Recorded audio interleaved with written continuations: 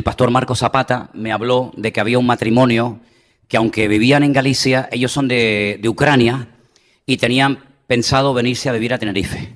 Entonces, bueno, que estuviéramos preparados, que iban a venir por aquí en cualquier momento y me dicen que están hoy. Yo por lo menos a él lo veo. Ponte de pie, ponte de pie. Ven un segundito para que te vean, porque él se llama...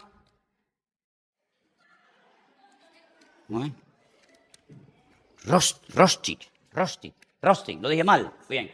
Rosti, y ella se llama Vira. ¿Y esta chiquitita? Angelina. Damos un aplauso a nuestros hermanos de bienvenida. Bienvenidos, un placer conocerte. Qué bueno, un placer. Bienvenido, ¿qué tal? Digan algo, una palabrita. Bienvenido.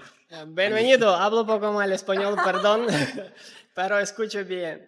Gracias a todos, gracias que vosotros estáis muy abiertos porque es muy difícil se adaptar cuando no conoces gente. Esto también menos estrésico. Gracias a Dios que toda gente tiene corazón abierto. Sí, y quiere también decir. Sí, ella también quiere decir algo. Sí, esto muy, muy amable. Gracias, muchas gracias a vosotros y un aplauso para vosotros. ¿Cuándo habéis llegado? 3 días, no, 4 días Hace antes. 4 días. Fuimos 4 días allá. Aquí. Qué bueno. ¿Y Vira? Sí, muchas gracias a todos. Nada más. Sí. Un aplauso a ellos. Qué bueno. Bienvenidos. Ya hablamos después. Después hablamos, ¿ok? Bienvenido, estás en tu casa. Okay. Qué bueno. Bueno, ellos vienen a Tenerife con la intención de quedarse y bueno, creemos que quieren congregarse aquí, es lo que entiendo, ¿no? No sé si después se van a ir a otra iglesia, pero bueno, nosotros por lo menos le damos la bienvenida. Ellos, ya digo, son de Ucrania y nada, esperemos que puedan sentirse cómodos entre nosotros. ¿Hay alguien que hable ucraniano? ¿Es ucraniano, no? ¿O es ruso? Vale. ¿Alguien habla ruso aquí, ucraniano? Bueno. ¿Usted, Cruzita, levantó la mano? No, pensaba que usted hablaba ruso. Como viaja tanto, como Cruzita viaja tanto, Bienvenidos, hermanos, que el Señor les bendiga grandemente. Rápidamente quiero anunciar que el año que viene, en el mes de abril, todavía no es seguro si es el último fin de semana o el penúltimo. Me lo tienen que confirmar. Hay una iglesia en Galicia, que es la iglesia Revive, que principalmente la pastorea el pastor Walter. Esto es donde se congrega mi suegra, allí en Galicia. Ellos cada 2 años celebran un retiro para toda la iglesia y para todos los que quieran asistir. El año pasado yo fui el que predicó en ese retiro y hace unos días el pastor se volvió a poner en contacto conmigo y me han vuelto a invitar para el año que viene, para abril. Y entonces quiero animar a todos los matrimonios, a todos los hermanos que puedan asistir a ese retiro. Si quieren ir y pueden, pues yo les voy a confirmar en cuanto sepa la fecha exacta, pero en principio vayan haciendo planes, porque sería muy bueno el poder asistir a ese retiro y estar allí con otros hermanos de diferentes partes de España, en un ambiente muy lindo, allí en la zona de las Rías Baixas, allí en Galicia, que es una maravilla. Priscila, Matías y Miriam acaban de llegar hoy mismo de Galicia, han estado una semana allí con la abuela, con mi suegra, y han llegado hoy mismo y bueno, creo que les ha gustado muchísimo, sobre todo a Matías, que no conocía aquella zona. Así que tengan en cuenta esta fecha, tercer o cuarto fin de semana del mes de abril del año que viene, tendremos Dios mediante ese retiro allí en Galicia. Hemos recibido hace unos días un paquete que una hermana de Estados Unidos, que no conozco personalmente, pero que ve nuestros cultos, últimamente estamos recibiendo saludos y mensajes de Australia, de Singapur, de California, de México, de Perú, de un montón de lugares. Bueno, pues una hermana que nos ve desde Estados Unidos, ella compró 1000 de estos folletos que son buenísimos, es como si fuera un cómics, como si fuera un TVO, ¿no?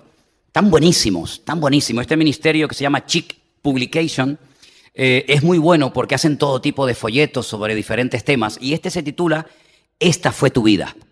Ayer los jóvenes lo estuvieron sellando. Esta hermana se gastó $131 en mandar estos folletos aquí a nuestra iglesia, sin conocernos personalmente, nosotros a ella tampoco.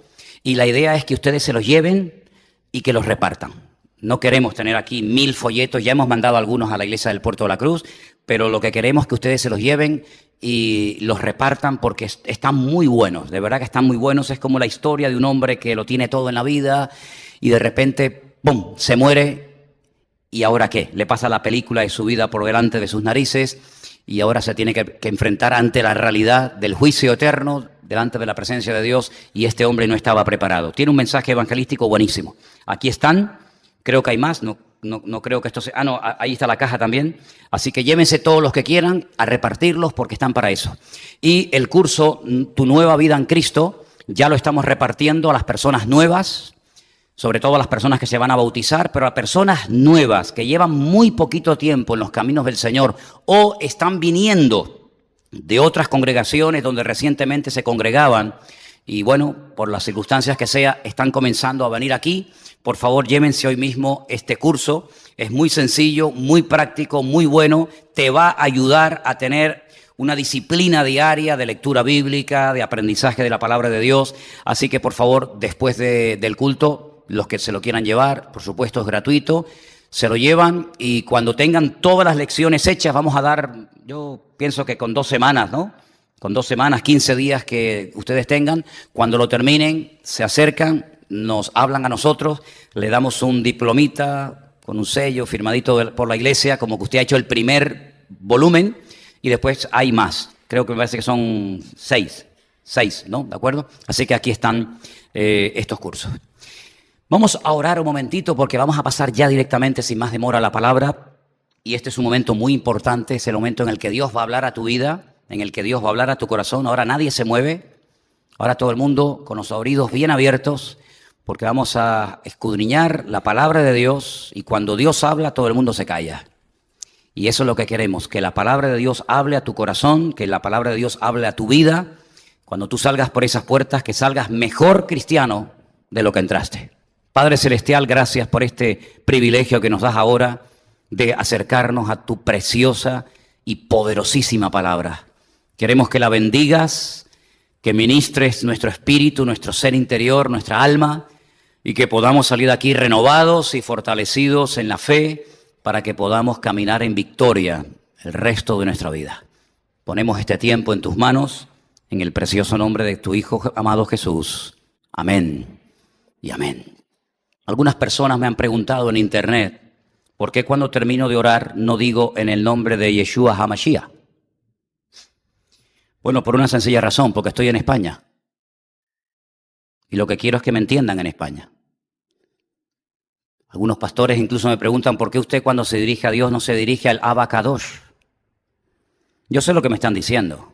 Yo hablo un poquito de hebreo. Entonces, a todas esas personas que me preguntan por qué no me dirijo a Dios en hebreo, por qué no pronuncio el nombre de Dios en hebreo, les digo que yo estoy en España y lo que quiero es alcanzar a los españoles. Y si yo hablo del Abba Kadosh, y si hablo del el León, y si hablo del Yahweh, y si hablo del Yeshua HaMashiach, probablemente muchos no me entiendan. Y lo que yo quiero es que la gente me entienda. Ese es el motivo. Cuando voy a Israel, no se preocupen que yo utilizo los términos que tengo que utilizar allí. Pero aquí, si salgo a la calle y hablo del Abba Kadosh, Kadosh Baruj Hu, nadie me va a entender. Entonces, aquí no consiste en decir palabras muy bonitas que diga, ay, ¿cómo sabe este hombre? Yo lo que no quiero es que usted se lleve ninguna impresión extraña de palabras, sino que seamos prácticos y vayamos al grano. Esa es la razón por la que uso el nombre de Jesús, para que todo el mundo me entienda. Amén, hermanos. Muy bien. En Gálatas capítulo 4, a partir del versículo 19, el apóstol Pablo, con un dolor tremendo en el corazón, escribe una carta aproximadamente entre el año 53, 55 después de Cristo, a una congregación que él fundó, que él pastoreó un tiempo, pero que lamentablemente le han dado lugar a doctrinas extrañas y se han infiltrado dentro de la congregación un grupo de personas que los conocemos en la Biblia con el nombre de los judaizantes. La Biblia menciona muchos grupos, fariseos, escribas, saduceos, ¿verdad? Muchos grupos, y uno de los grupos que menciona la Biblia es el de los judaizantes. ¿Quiénes eran estas personas? Los judaizantes eran judíos que habían aceptado a Jesús, a Yeshua, como el Mesías, pero ellos creían que aparte del Evangelio, ellos tenían que seguir viviendo y comportándose y practicando toda la ley mosaica. Y se infiltraban en las congregaciones y le decían a la gente: está bien que ustedes hayan aceptado a Jesús como el Mesías, nosotros también lo hemos hecho, pero si los varones de la congregación no se circuncidan, ustedes no son salvos. Si ustedes no practican los 613 mandamientos de la Torá, ustedes no pueden salvarse, por mucho que hayan aceptado a Cristo, por mucho que hayan experimentado el nuevo nacimiento, la conversión, ustedes no son salvos. Cuando estas noticias llegan al oído de Pablo, Pablo dice que siente dolores de parto. El título del mensaje de hoy es Dolores de parto. Dolores de parto, ¿por qué? Porque Pablo trabajó durante algún tiempo en esta congregación, en esta parte del mundo, e intentó a los gentiles, porque la congregación era fundamentalmente llena de gentiles, es decir, personas que no eran de origen judío, los sacó de la idolatría, les abrió los ojos, los sacó de la ignorancia y les presenta el Evangelio como la respuesta de Dios para las necesidades espirituales del hombre. Y cuando Pablo se va y cree que la iglesia está ya bien establecida y que tienen claras las ideas y que en cuanto a la doctrina no se van a mover ni un ápice, pues para su sorpresa se da cuenta de que los judaizantes, judíos convertidos, no convertidos, sino que han abrazado al Mesías, a Jesús como el Mesías, se han introducido en la iglesia y han comenzado a enseñar cosas adicionales y que no tienen nada que ver con el verdadero evangelio de nuestro Señor Jesucristo. Y Pablo escribe una de las cartas más profundas del Nuevo Testamento. Hay dos cartas que son muy profundas, cargadas de una carga doctrinal tremenda, y una es la carta de Pablo a los Romanos, es una carta muy profunda, muy seria, y la carta de Pablo a los Gálatas. En esta carta él intenta destacar, por encima de otras cuestiones, que hemos sido justificados por la fe, no por las obras de la ley. Permítame decirles que durante muchos siglos, grandísimos hombres y mujeres de Dios no necesitaron la Torá para poder agradar a Dios y para poder servir al Señor. Personajes como Job, personajes como Enoc, personajes como Noé, personajes como Abraham, como Isaac, como Jacob, como José, como Rubén, Benjamín, Zabulón, Neftalí, Levit, Gad, Aser, etcétera, etcétera, no tuvieron la Torá, no tuvieron la ley en la mano. Vino mucho tiempo después. Y el apóstol Pablo dice que la ley no vino para traer libertad a los seres humanos, sino vino para enseñarle fundamentalmente a los que necesitaban unos principios morales y espirituales y normas de conducta, a saber cómo comportarse. Pero las personas que tienen una gran comunión con el Señor, como por ejemplo era Abraham y otros personajes, no necesitaban leer directamente de la Torá los mandamientos, porque ellos sabían perfectamente cómo agradar a Dios sin necesidad de tener la Torá en la mano por escrito. Y les pongo un ejemplo. José sabía que no se podía mantener relaciones con una mujer casada y jamás en la vida había leído la Biblia. ¿Se acuerdan ustedes cuando él es llevado, vendido por sus hermanos como esclavo a Egipto? La Biblia nos enseña de que la esposa del amo que lo compró, de Potifar, estaba empeñada, se empecinó en acostarse con él. Y él llegó un momento en el que huye, pero antes de huir le dice: no está bien hacer esto. Tú eres una mujer casada y yo no puedo pecar contra mi Dios porque no se puede hacer esto. La pregunta es: ¿cómo podía saber José que eso no le agradaba a Dios si nunca lo había leído? No había leído: no cometerás adulterio, no fornicarás, no te acostarás con la mujer de tu prójimo. Nunca lo había leído, pero era tanta la comunión, era tanta las relaciones, era tanto el conocimiento y el amor que él tenía hacia el Señor, que él conocía el corazón de Dios. Enoc, dice la Biblia, que caminó con Dios y fue un profeta. Dice que profetizó. Y dice que incluso llegó a ver la segunda venida del Mesías, viendo con sus santas decenas de millares, según la carta de Judas, y nunca leyó la Biblia, nunca la leyó. Noé sabía perfectamente cuáles eran los animales limpios y cuáles eran los animales impuros y cuáles tenía que comer y cuáles no tenía que comer sin necesidad de leerlo en ninguna parte. El apóstol Pablo responde a la pregunta, entonces, ¿para qué Dios mandó la ley? Todo eso está muy bien detallado y explicado en la carta del apóstol Pablo a los Gálatas. El Señor les mandó una ley tan perfecta, compuesta por 613 mandamientos, tan perfecta, que ningún ser humano la puede cumplir. La pregunta que algunos se harán entonces es, ¿y para qué le da Dios al pueblo de Israel una ley que no pueden cumplir? Precisamente para eso, para que se den cuenta de que ellos jamás van a poder cumplir con una ley perfecta, porque siendo nosotros imperfectos, jamás podremos ser perfectos y agradar a Dios en todo lo que nos pide. En segundo lugar, la palabra de Dios nos enseña que la ley tenía un objetivo. No era una meta, era un medio para alcanzar un objetivo.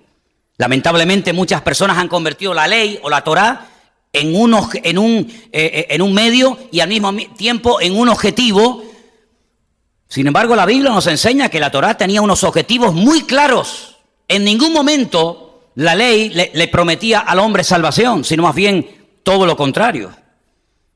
Los Gálatas y todos y cada uno de nosotros hoy en día tenemos que entender que una cosa es la ley de Dios y una cosa es la gracia de Dios. No tiene nada que ver una cosa con otra, nada que ver. No las puedes mezclar porque las estropeas. Separadas, de acuerdo, como la sal y el azúcar, pero en cuanto las mezclas, echas a perder lo uno y lo otro. El Evangelio no se puede mezclar con la ley porque es totalmente opuesto a la ley y la ley es totalmente opuesta al Evangelio. El Evangelio trae libertad, la ley trae esclavitud. La Biblia dice que el que no podía cumplir la ley, y lo vamos a leer hoy, el que no podía cumplir la ley estaba bajo maldición. Maldito el que no pudiere cumplir todas las palabras de este libro. Maldito sea. Por eso dice la Biblia que todo el pueblo de Israel estaba bajo la maldición y por eso necesitaban ser liberados por el Señor Jesucristo, por el Salvador, por el Mesías. Porque el que no podía cumplir toda la ley tenía que reconocer que era incapaz de agradar a Dios y tenía que buscar un Salvador y por eso tuvo que venir el Mesías. La ley no salvaba, la ley era un medio, repito, no un fin en sí mismo. Si alguien pretende hoy en día tomarse en serio este tema de la ley, que usted la tiene en la Biblia, ¿sí? Dice, bueno, ¿y la ley dónde está? Pues los primeros 5 libros de la Biblia se conoce como la ley o la Torá. Ahí hay 613 mandamientos.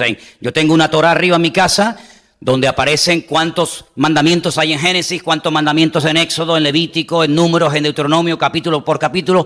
Pues déjeme que le diga que usted no va a poder cumplirla jamás, y menos hoy en día. Porque de los 613 mandamientos que tiene la Torá, más de 400 no se pueden cumplir desde hace más de 2000 años. Porque giran en torno al templo, y el templo fue destruido en el año 70 después de Cristo. Así que ni se podía cumplir antes, ni se puede cumplir en la actualidad, porque no se dan las condiciones para poder cumplirla, en el caso de que pudiéramos hacer el intento por cumplirlo. Dice en el libro de Gálatas, capítulo 4, los versículos 19 y 20, lo siguiente. El gran dolor del corazón de Pablo. Hijitos míos, fijaros la expresión que utiliza. Toda palabra en disminutivo, en latín y en griego, siempre implica ternura.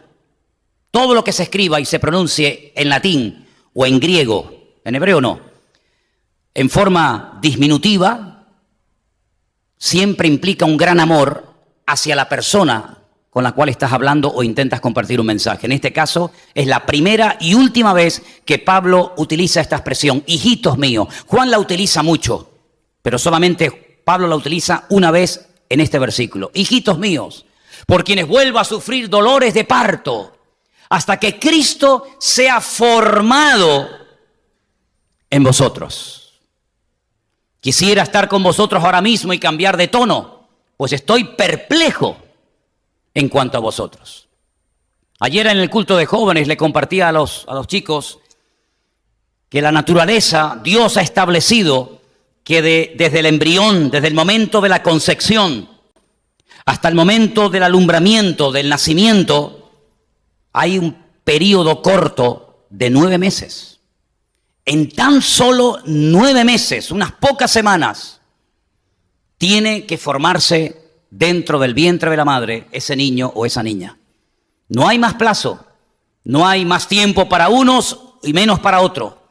Salvo excepciones, hay 9 meses desde el momento de la concepción hasta el momento del nacimiento y tiene que nacer con sus bracitos, con sus piernas, con sus pulmones, con su corazón, con todo en su sitio en 9 meses. Hay un tiempo de formación y luego un tiempo de desarrollo o de crecimiento.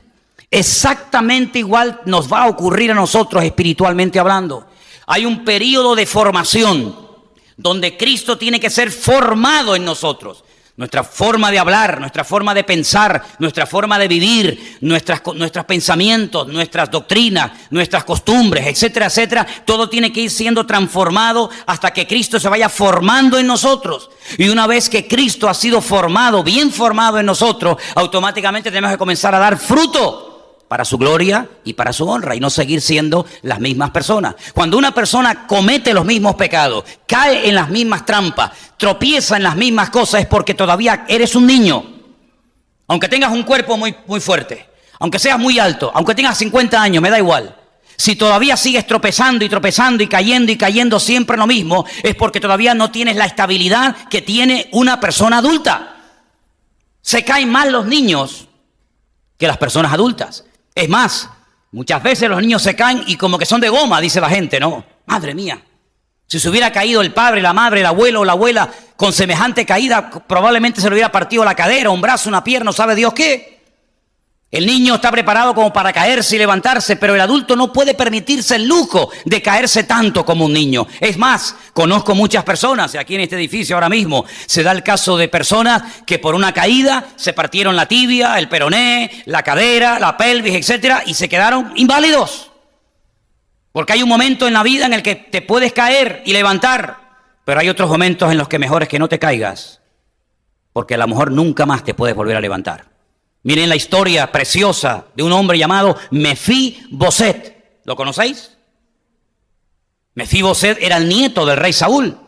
Dice que cuando ya era mayorcito, no era un niñito pequeñito, se cayó. La persona que lo estaba cuidando tropezó, el niño se cayó y quedó lisiado de los pies para toda la vida. Creció y quedó marcado para toda la vida porque no se recuperó de aquella caída. Ten mucho cuidado con las caídas que tengas. Cada vez que te apartas, cada vez que te enfrías, cada vez que te alejas, siempre hay gloria que pierdes por el camino. Siempre hay bendición que pierdes por el camino. Tal vez perdiste el escudo, el yelmo, la espada, la coraza, no sé. Vete a buscarlo, no sea que vuelvas otra vez a tropezar en la misma piedra. Los Gálatas cometieron una equivocación y es creer que aparte del evangelio hace falta hacer otras cosas para ser salvos. Y la palabra del Señor, si en algo es muy clara y directa y contundente, es que nosotros no podemos aportar nada para obtener el perdón de nuestros pecados o la salvación de nuestra alma. Usted puede encender todas las velas que quiera, rezar todos los rosarios que quiera, crucificarse, apalearse, azotarse, lo que usted quiera. La palabra del Señor nos dice que los méritos del ser humano no son suficientes. Por muchos sacrificios, por muchas cosas que haya hecho, no dan la talla. No podemos obtener el perdón de nuestros pecados por nuestros méritos. Las acciones, las obras son el resultado de yo me convierto. Dios planta su presencia en mi vida, hay una semilla en mi corazón y esa semilla comienza a germinar y comienza a dar fruto, pero no es que yo antes hago cosas para ser salvo y así obtengo el favor de Dios, no es por nuestros méritos, es por los méritos de nuestro Señor Jesucristo que podemos llegar a ser salvos. ¿Cuántos dicen amén? Y Pablo decía, el problema por el que habéis pegado un patinazo, el problema por el que habéis retrocedido, el problema por el que estáis otra vez enredados antes en la idolatría y ahora en otras cuestiones, es que Cristo todavía no ha sido formado en ti. Y como Cristo no ha crecido, no se ha desarrollado, se ha producido un aborto, espiritualmente hablando. ¿Y cuántas personas comienzan bien? Comienzan a tomarse en serio su relación con el Señor. Comienzan a congregarse, comienzan a orar, comienzan a leer la palabra de Dios, etcétera. Pero algo les frena, algo les distrae, algo les aparta del Señor, se veran los ojos, vuelven otra vez a las andadas y pierden toda la bendición que habían recibido. Ándate con ojo. El Señor Jesucristo una vez perdonó a una gran pecadora, pero le dijo unas palabras tremendas que a veces nos olvidamos. Le dijo, yo no te condeno. Yo no te voy a matar a pedradas como estos pretenden hacerlo, pero solamente te pido algo.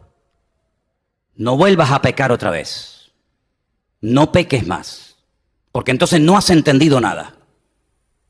También se lo dijo al paralítico que sanó en el estanque de Betesda, ¿os acordáis? Juan capítulo 5, ¿cuánto tiempo hace que estás aquí? 38 años. El Señor lo sana, le dice, toma tu lecho, vete. Pero no peques más para que no te venga una cosa peor encima. Fijaros las puertas que abrimos cuando desobedecemos. Por eso estuve 2 domingos, el anterior y el otro, hablando acerca de la desobediencia y sus consecuencias. Porque cuando desobedecemos a Dios, cuando tropezamos, abrimos puertas que después no cerramos, las mantenemos abiertas y otra vez vuelve el enemigo otra vez a tocarte a la puerta en ese punto débil que no has superado porque no ha sido formado Cristo en ti. ¿Cuál es tu debilidad, hijo? ¿Por dónde se te va a ti la bendición? Yo tengo ahora un problema en mi coche. Me está perdiendo aceite.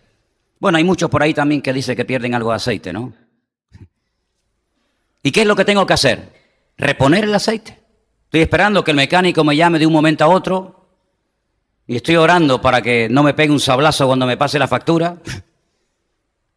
Pero sí, ¿de qué me sirve a mí echarle 1 litro de aceite si después cuando vuelva me lo echa todo en el suelo? Estoy perdiendo aceite. Perdón, yo no. El coche está perdiendo aceite. Vamos a dejar las cosas claras. Tiene que entrar en el taller.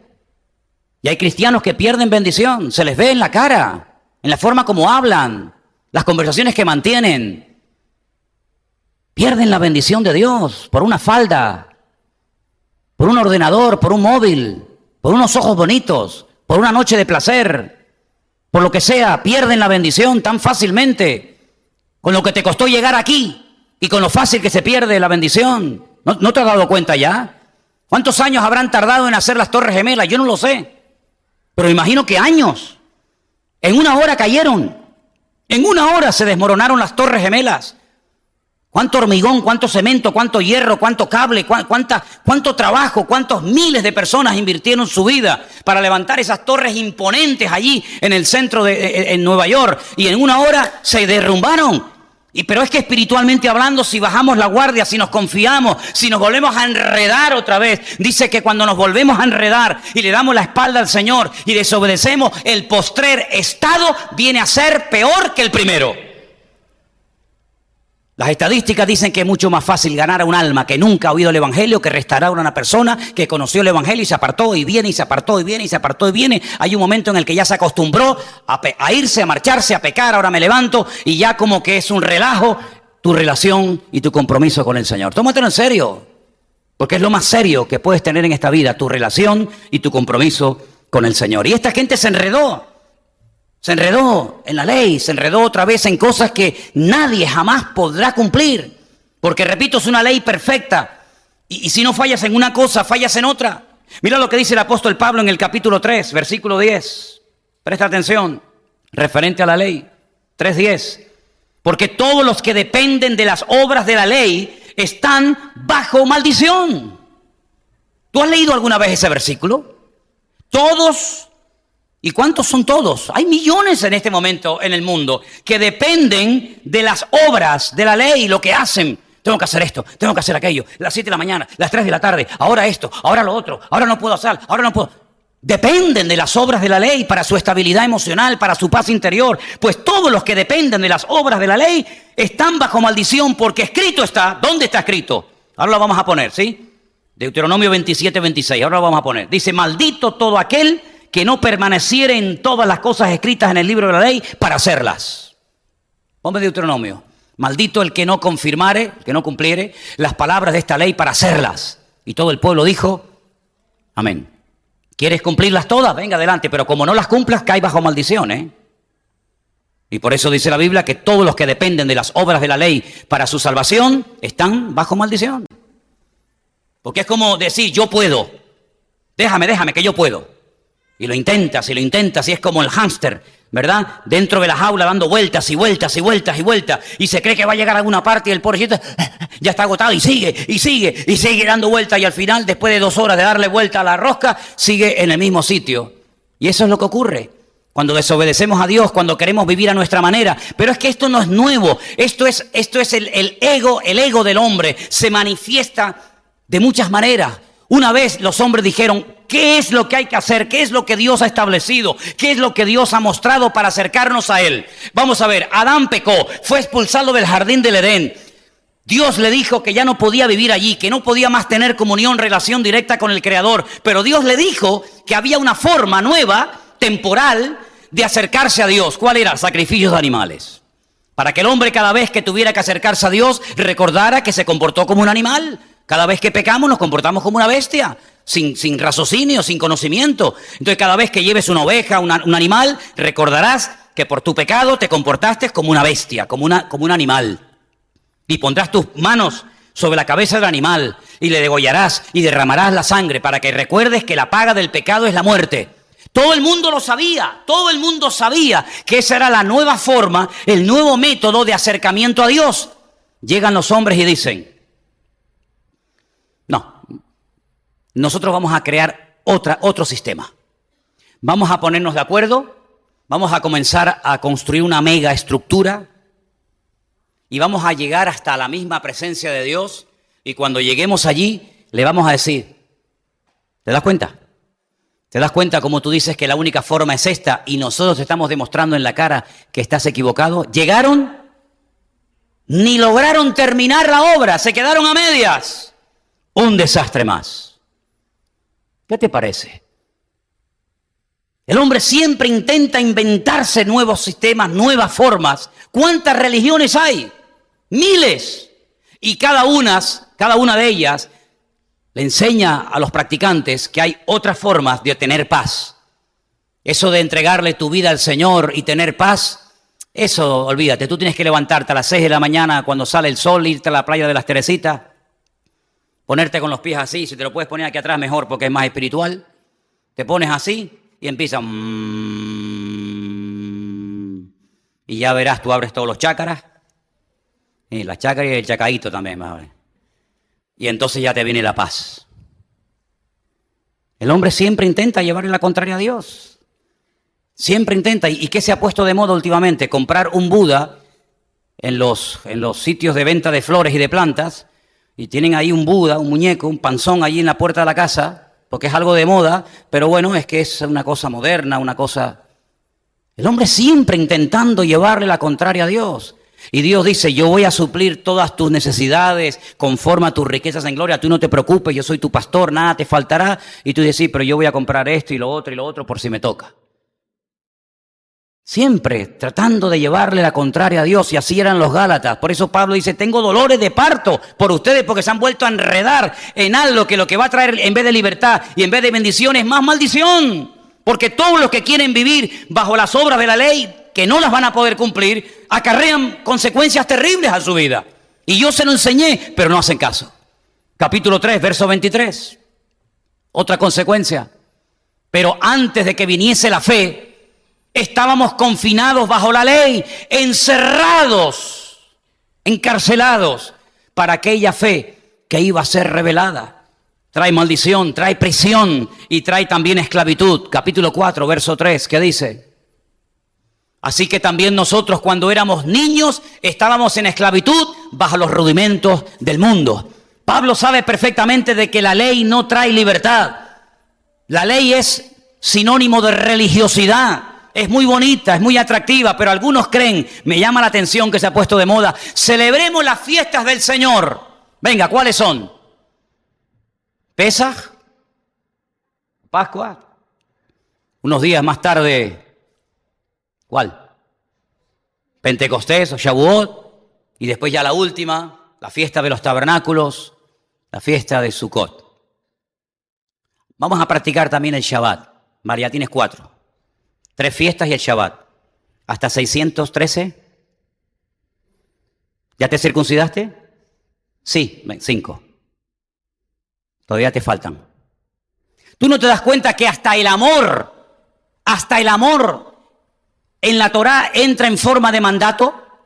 Todas las mañanas el judío se levanta, dice, Shema Israel, Adonai Eloheinu, Adonai Echad. Escucha Israel, el Señor nuestro Dios uno es. Ve a Haftai Adonai Eloheja, Bejol Levabeja, Ujol Nafiaja, Ujol Meodeja. Y amarás al Señor tu Dios con toda tu alma, con toda tu mente y con toda tu fuerza. ¿Cómo se le puede mandar? ¿Cómo se puede poner en forma de mandamiento el amar? Tienes que amar. Sin embargo, cuando Pablo le escribe a los Gálatas, dice, el fruto del Espíritu es amor, es gozo, es paz, es paciencia, es benignidad, es mansedumbre, es templanza, etcétera. Dice, y estas cosas, ¿qué ley le vamos a poner al amor? ¿Qué frontera, qué ley, qué límite le vamos a poner al amor, al gozo, a la libertad, a la alegría? Ninguna.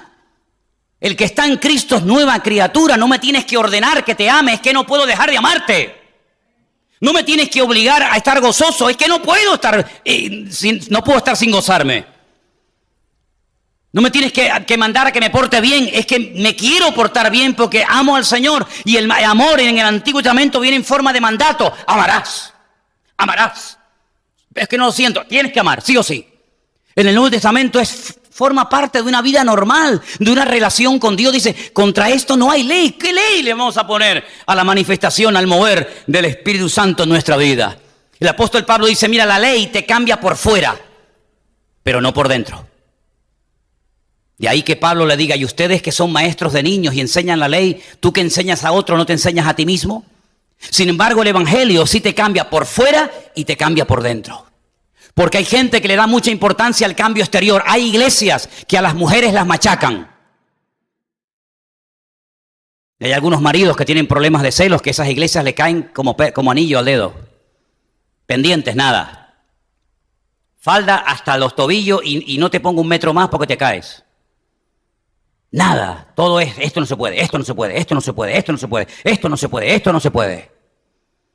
Y piensan que de esa manera exterior eres santo, eres puro y agradas a Dios. ¿Y el corazón quién te lo cambia? ¿Y los malos pensamientos?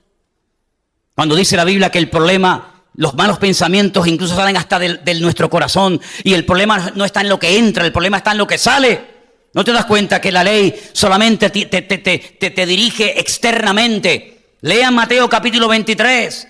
Y el Señor Jesucristo analiza, le saca la radiografía, escanea el alma, el espíritu, el corazón del ser humano, incluso de los más religiosos y escrupulosos de la ley. Y les dice, soy capaz de recorrer los kilómetros que sean necesarios recorrer. Soy capaz de hacer cosas tremendas, pero por dentro estáis llenos. Sois como los huesos secos, sepulcros blanqueados. El Señor los descubre, le saca así el pellejo hacia afuera. Sin embargo, el Evangelio, una de las cosas que hace es que primeramente te cambia por dentro y después comienzan los cambios externos, evidentemente, a manifestarse. En unos más y en otros menos, evidentemente. Por eso hay muchas cosas que a veces la gente siente y nadie se lo ha predicado. Por ejemplo, suele pasar muchas veces, perdonen que mencione esto, suele pasar muchas veces esto con el tema del bautismo. Que la gente viene sola y te dice, yo quiero ser bautizada. Y yo le pregunté, ¿a ti quién te dijo que tenías que bautizar? No, nadie me lo dijo. Me lo puso el Señor en mi corazón, he leído la Biblia y punto. Porque el Espíritu de Dios mora en tu corazón. La ley no promete que tu vida va a ser el templo, la morada del Espíritu de Dios, pero el Evangelio sí. El Evangelio dice que cuando tú te conviertes, el Espíritu Santo viene a morar, a vivir en tu corazón. Y tus pensamientos, tus emociones, comienzas a darte cuenta de que hay muchas cosas que forman parte de la superstición, que ya no te dan temor el no practicarlas, incluso hasta el deshacerte de ellas. Yo no sé cuántos de ustedes antiguamente o antes de conocer al Señor teníais problemas con la superstición. Pero mi padre era un matador de toros, mi padre era un torero. Y ustedes no se pueden imaginar lo supersticioso que es esa gente. En mi casa jamás se podía poner un sombrero, una gorra, una cachucha, como dicen los venezolanos, encima de una cama. Eso era pecado mortal. Abría un paraguas en mi casa, eso te medía una paliza. Que se derramara la sal, un gato negro. La palabra culebra jamás se podía pronunciar en mi casa. Mi padre un día tuvo que ir al hospital en Las Palmas, al hospital insular, y el médico que le iba a operar se llamaba Doctor Culebra y salió corriendo. Apellido Culebra. Bueno, también tenía un apellido el hombre. ¿Y qué tipo de culebra? ¿Venenosa o no? ¿Eh? Sin embargo, en Cristo pasamos por debajo de una escalera y no pasa nada. ¿Sí o no? No pasa nada. El otro día a las 6, 7 de la mañana yo estaba caminando por no sé qué sitio y se me atravesó un gato negro. Alguno habrá dicho, ay, mi madre, ¿qué día va a tener este hombre? Pues tuve el mejor día de mi vida. ¿Qué pasa? ¿Que los gatos negros no tienen derecho a vivir? Es que el creyente no tiene miedo ni al gato negro, ni a la escalera, ni a nada, ni a nadie. No tenemos que llevar una herradura en la parte de delante del coche, un lacito rojo para que no le hagan mal de ojo al niño.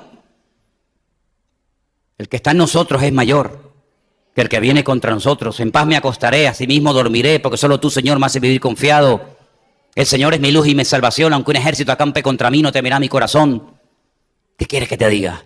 Hay miles y miles de promesas que nos hablan acerca de cómo el Señor cambia nuestra forma de hablar, nuestra forma de pensar, nuestras fiestas, nuestras celebraciones, nuestras tradiciones. ¿Sí?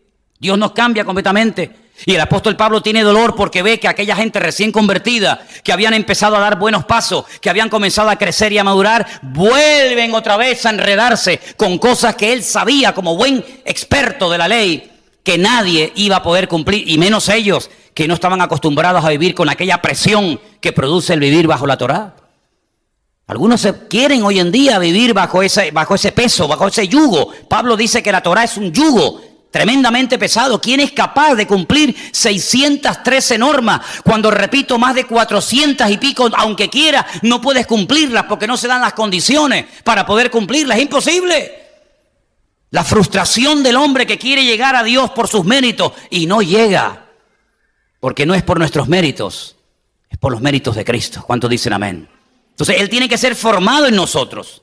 ¿Tú estás dejando que el Señor se forme dentro de ti?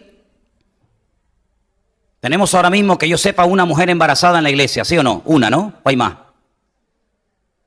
¿Hay alguna más que está embarazada y a lo mejor no lo sabe? Bueno, de momento tenemos una hermana. Oye, ¿cómo se nota de un mes a otro? Yo me fui un mes y cuando vine a Early, ahí está, a Early la vi más, ¿cómo digo? Para que no se ofenda. Más hermosa, más redonda, más, ¿cómo es? Más para allá, más para acá. Es que es normal, es normal. ¿Cuánto tiempo tienes ahora? Va a ser 8, aún tiene que engordar más. Es que es normal, algo pasó dentro. La culpa de aquel es el culpable. Algo pasó que se nota, es que no lo puede ocultar. No puede una mujer embarazada pasar desapercibida, y menos ya en un periodo de gestación avanzado. No se puede ocultar, porque tampoco se debe de ocultar, tampoco tiene que pasar desapercibido un hombre y una mujer que ha nacido de nuevo y conoce a Cristo. No puede pasar desapercibido. ¿Será cristiano? ¿No será cristiano? ¿Será que evangélico? ¿Irá a la iglesia? No lo sé. Mira cómo habla, mira cómo camina. Es que, ¿acaso una mujer embarazada puede pasar desapercibida? Todo el mundo sabe que esa mujer está embarazada. Pues todo el mundo debería saber que yo y tú y todos nosotros los que estamos aquí somos cristianos, porque se tiene que notar por todos los poros de nuestra piel que hablamos, que pensamos, que actuamos, que vivimos enamorados locamente de Cristo Jesús, Señor nuestro. ¿Cuántos dicen amén?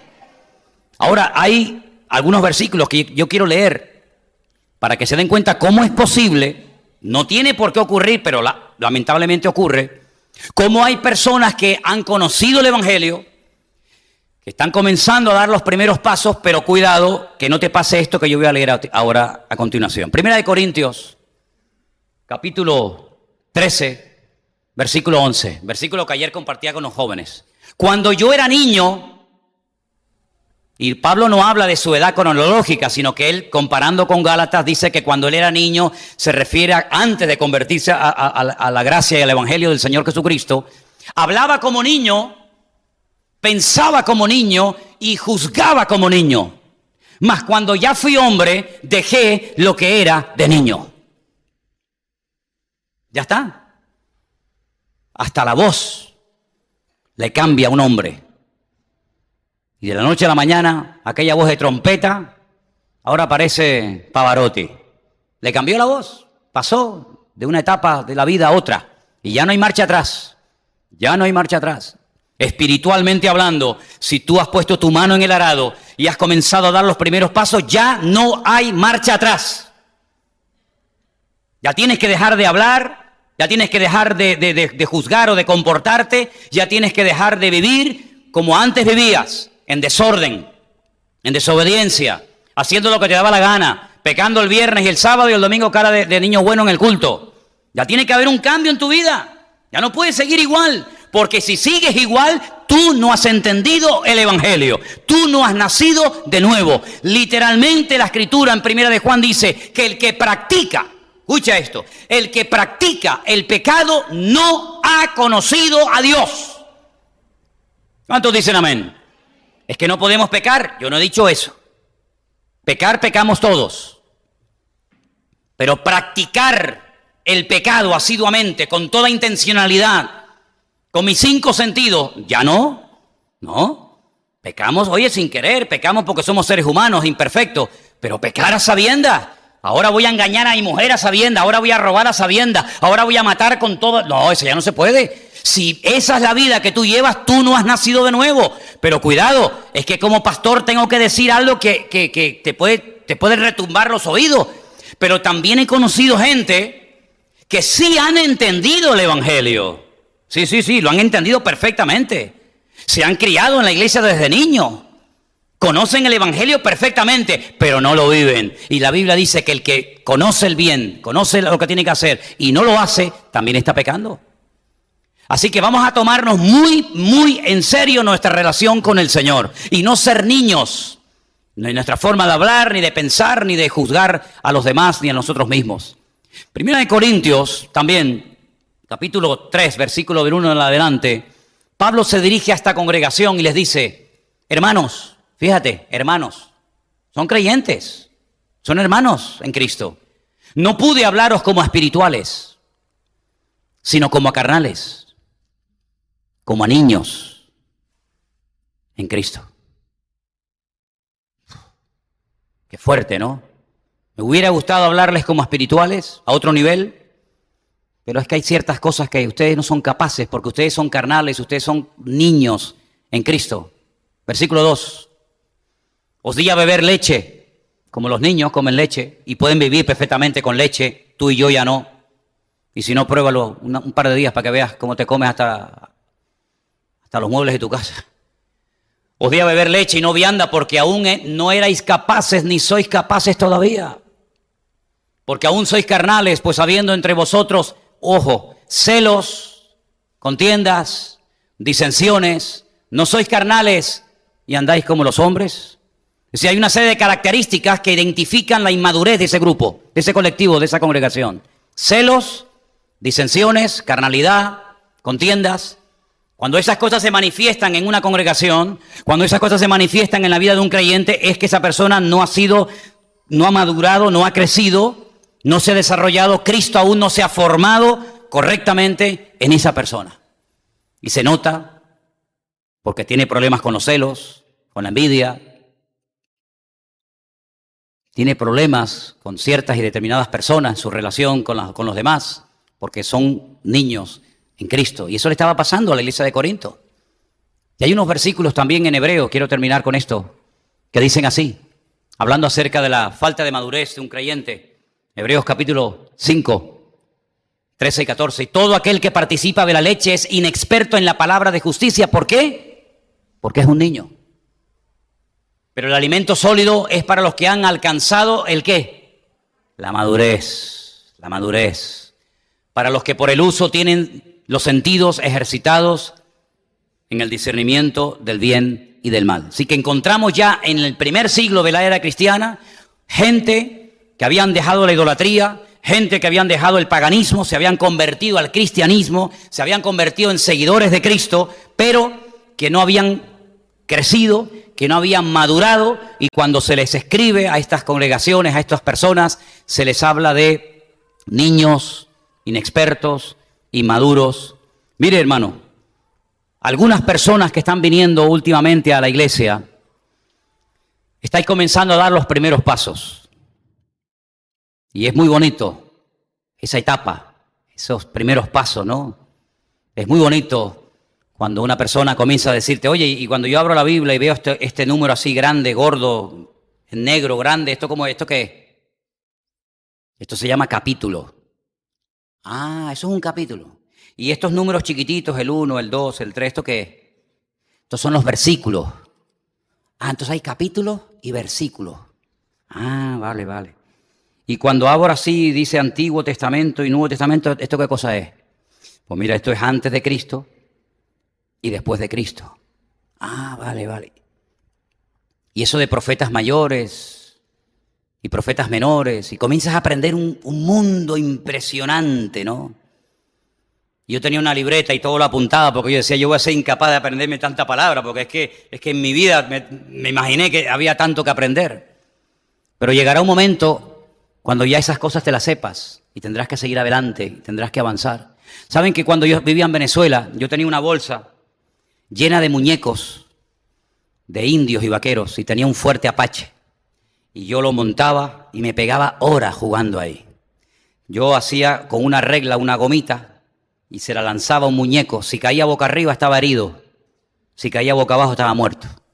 Y ahí me pegaba horas jugando con los caballos, con los indios. Después venían mis primos. Nosotros éramos más salvajes que los indios que estaban ahí. Terrible, hacíamos barbaridades.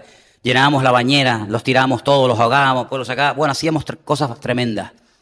Nos dio una vez por hacer paracaídas. Dábamos paracaídas y poníamos unas cosas que se las tirábamos a los vecinos. Bueno, aquello fue tremendo. Pero saben que un día yo me levanté, saqué todos mis muñecos para montarlos y jugar y me quedé así mirando, no había nadie, estaba solo y dije, ya no voy a jugar más. Los metí en la bolsa y le dije a mi madre, toma, regálalos, ya no los quiero más. Así, de la noche a la mañana. Lo que me volvía loco, que como me tocara un primo mío, un caballo o un indio, me lo cargaba a mi primo, llegó un momento en el que ya no me llamaba la atención. Y se acabó. Imagínense ustedes que ustedes llegan un día al culto y dicen, ¿dónde está el pastor? No, está allá. Y van allá atrás y me encuentran jugando a mí, a los vaqueros y a los indios. ¿Qué pensarían ustedes de mí? Ojo, a mí me pasó eso una vez, fui a hablar con un pastor y estaba jugando con los vaqueros y con los indios. Sí. Me dice, ¿dónde está el pastor? Está arriba en la azotea, estaba con una copeta de balines y toda la azotea llena de muñequitos. Y yo digo, madre mía, si tu iglesia te ve, mi hijo, allí estaba el hombre jugando ahí a los vaqueros y a los indios. Tiene una infancia retardada, ¿no? ¿Qué te parece? Pero hay cosas que ya tú no puedes hacer porque tú ya eres un cristiano que ha nacido de nuevo, que ha entendido el Evangelio. Y hay cosas que después del conocimiento de la verdad, si las haces, es porque ya pecas deliberadamente, no por ignorancia. Y una cosa es cuando pecamos por ignorancia. Mira, lo siento, yo no sabía que eso no se podía hacer. Yo no sabía que eso no se podía decir. Y otra cosa es cuando tú lo sabes y lo sigues haciendo. Yo quisiera en esta tarde a todos y cada uno de ustedes decirles que los Gálatas, una congregación preciosa, pastoreada, fundada por el apóstol Pablo durante un tiempo, caminó por el camino de la perfección y de la madurez muy bien, pero llegó un momento en el que comenzaron a prestar atención a fábulas y a cosas que no edifican. Y tú tienes que comenzar a ser selectivo, tienes que darte cuenta que hay cosas que no edifican. No todo lo que ofrece Internet es bueno. De hecho, hay cosas que son auténtica basura y cosas que no conviene para tu alma y para tu espíritu, que tú sigas ojeando y perdiendo el tiempo en eso. Me preguntó una vez una persona y me dijo, oye, ¿y las películas de terror? A mí me gusta cuando le cogían el cuchillo y le hacían así, le cortaban la cabeza y le sacaban el corazón y con la pala y con la mecánica. Y eso ya lo puedo seguir viendo. Digo, bueno, la próxima vez que vayas a ver una película de terror, invitas al Señor Jesucristo para que la vea contigo. Imagínate al Señor Jesucristo viendo allí cómo le sacan el corazón a uno, le cortan la lengua a pedazos, le sacan el ojo y se lo machacan así. ¿Tú te imaginas que eso, qué te va a traer eso? ¿Qué te va a traer eso? Eso trae paz, eso es digno de alabanza, eso es algo que glorifica al Señor. Eso es sangre, eso es violencia, eso es agresividad. ¿Qué es lo que hace el diablo? Hurtar, matar, destruir. Dice la Biblia, todo me es permitido, pero no todo conviene. Hay cosas que dicen, a mí esto no me conviene. A mí esto no me conviene. Entonces tú tienes que comenzar a pedirle al Señor sabiduría. Señor, ver yo como estaba viendo horas y horas y horas y horas películas pornográficas. ¿Eso para qué sirve? ¿Para qué sirve? Para crear una serie de fantasías, para hacerte un adicto, un esclavo de cosas que después se te van a ir de tu control y que no van a glorificar a Dios. Cuando la Biblia nos enseña de que hay cosas que lo que traen es basura y veneno a los hogares. ¿De qué sirve todo eso? Películas de miedo, pornografía, agresividad, violencia y tantas basuras que hemos practicado durante años, pero que cuando nos convertimos al Señor, la Biblia dice, sed santos, como yo soy santo. Y Pablo dice, yo tengo auténticos dolores de parto. Y llega a decir una palabra muy fuerte, solamente se la dice a ellos. Me temo que con ustedes perdí mi tiempo. Me temo que he trabajado en vano entre vosotros. Porque esta gente había retrocedido tanto y se habían abierto a tanta basura que Pablo dice, ¿y de qué sirvió todo lo que yo les enseñé? Todo lo que yo les prediqué, ¿de qué sirvió? Si al fin y al cabo estáis igual o peor que antes. Entonces vamos en esta tarde a pedirle al Señor que nos dé la fuerza